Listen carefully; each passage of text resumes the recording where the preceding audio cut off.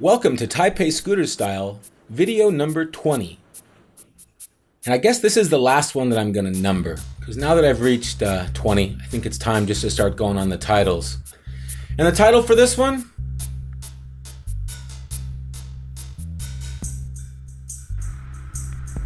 Let's call it the Taipei County Loop.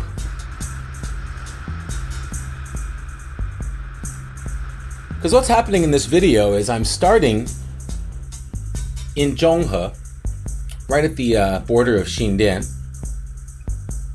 And this is the way that I used to travel, at least the beginning of this road is the way that I used to travel to Taipei when I first got my scooter. At the time I thought it was faster than going through Xindian. And the fast part of it may have been so, but it was also more dangerous. And so one of my first accidents that I had on my scooter was on this route in the section coming up just in a moment here. Yeah, this bit here, the guy flipped a Yui right in front of me and took me out. I went over the hood, rolled, and then when I woke up, he was halfway down the block and I jumped on my scooter and chased after him. In the end, I got him to pull over, but I really wasn't ready for fighting or anything. I just scolded him, took a picture of his license plate, fantasized about getting even with him sometime, but never did. So this is Zhonghe Road in Zhonghe. And as I said, this is kind of a Taipei County loop, a Xinbei Shi, New Taipei City loop, starting out in Zhonghe, going through Yunghe, Banciao, Taipei City, and back to the very same place. And the ride itself took over an hour to finish this all out. But this Zhonghe section is probably the one that I'm the least familiar with. I've been down this part of it. Check out this girl in the striped dress, I guess, with the purple leopard skin print helmet.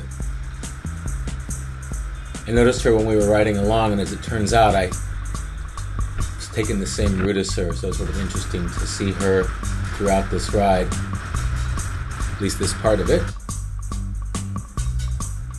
And then later on, as you'll see, she and I come to a light with another rider who's wearing darn near the exact same dress that girl was. Kind of funny. You know, this is Taipei Scooter Style, and there's an example of a stylish scooter rider, but in fact she's wearing an outfit very much like lots of other riders. I wouldn't say that being unique is always part of the Taipei Scooter Style ethic. So as you can see here, lots of traffic, scooters hanging on the right. People are peeling off, taking those right turns. Lots of taxis and cars, buses. Really pretty crowded. People, wending their way through traffic there.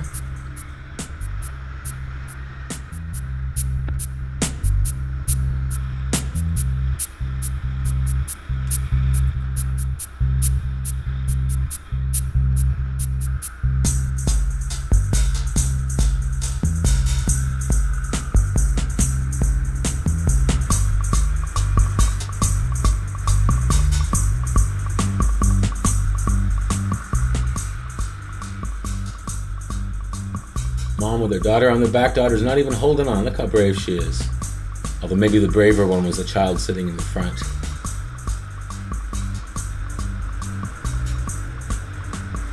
I know people have watched these videos and said I'm always faster than everybody else. Well, check out what's going on here. These people are definitely riding faster than I am. Look at these two trucks that they're going to rub against each other, battling for that open lane. At least they're not taking out any scooters. Eventually I got past them. There's a mom with her two kids.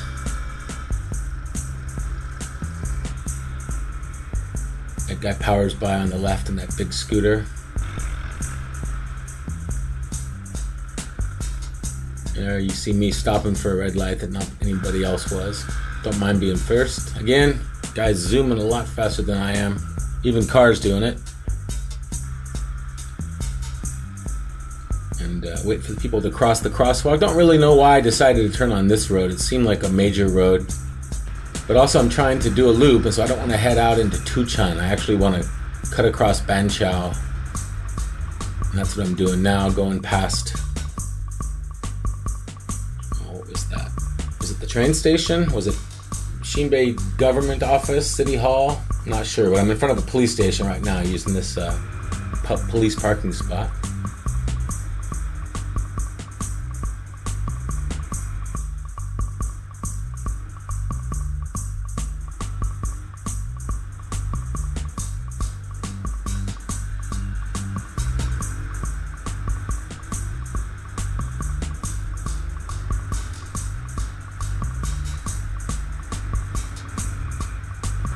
See, I'm using the middle lane, sort of sitting right in the center of it, letting both sides of the road have some space to avoid things. And again, here's me turning right, trying to keep my loop started. Look at this nice one, the bus cutting that woman off. Yeah, I had some issues with this woman. Watch what we do next.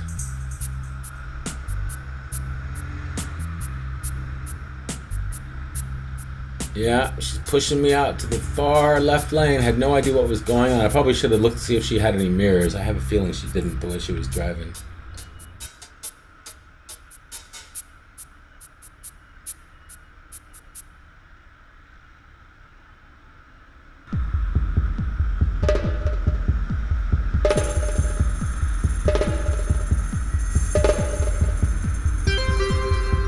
Like a wind chime tuned to one frequency. Hit softly or hard. And I suppose I might be driving more safely, more slowly when I got the camera on my head. Can't deny that that would be a reaction to having everybody watch my riding style. But another factor is I'm really not familiar with this area. I don't know the roads. I don't know what the traffic patterns are. And so now I know what to do. I'm getting onto a ramp across a bridge. You can see it's a 2-lane ramp, so people are pulling off on the right there to pass. We're going over the Xindian River here. And you know, honestly, I really wasn't too sure where this bridge was going to come out. Again, I've never really taken that bridge.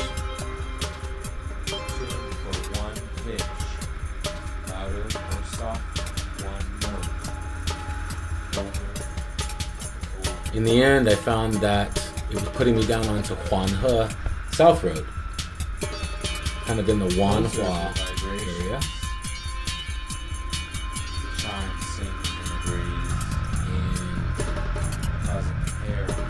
And now going up Wanhua South Road toward the Ximending area. And you know me, I love the back alleys, and so I saw this one that looked kind of promising here, so I thought I'd give it a go. The narrower the better. Hopefully there's an outlet. I feel like these narrow lanes are really a holdover from the Japanese era, or maybe even the pre-Japanese era. Certainly not the way they build in Taipei today. So yeah, we're in Ximending. You can read graffiti. Some red doors. Hoping that I can get out. There's a little neighborhood temple. And I'm in a dead end. Yeah. It was very well lit and kind of wide, but in the end it turned out not to go anywhere. Easy enough to fix. So now I'm back on Wanhua. Look at that. There's a traffic stop on the left. That's a ramp coming from Zhonghe.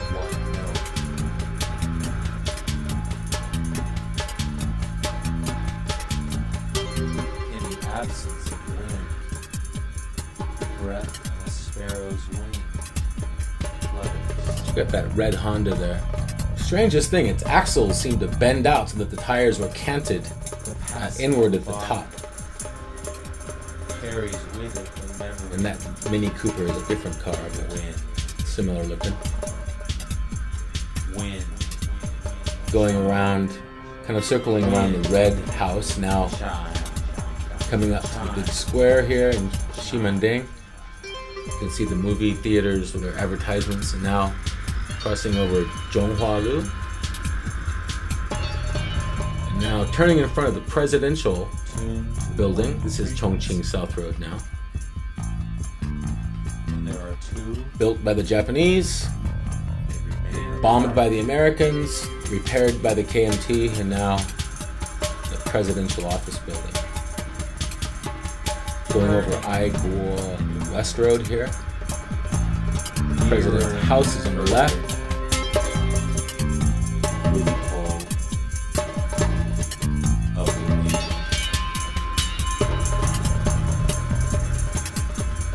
Wind, chime, wind, chime, chime, wind, chime.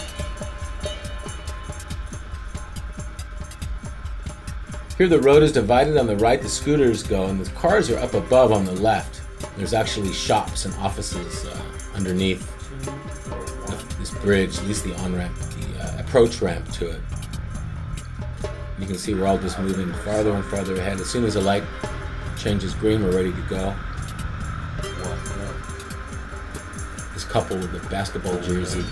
You know, I meet these people down this ramp here, and it ends up that many of them are going in very much the same direction, because they could be going anywhere in Zhonghe, but it turns out that this is a road that's taken by people who want, like me, to bypass Zhonghe and get farther south toward the Ankang area. So now going over the Xindian River again.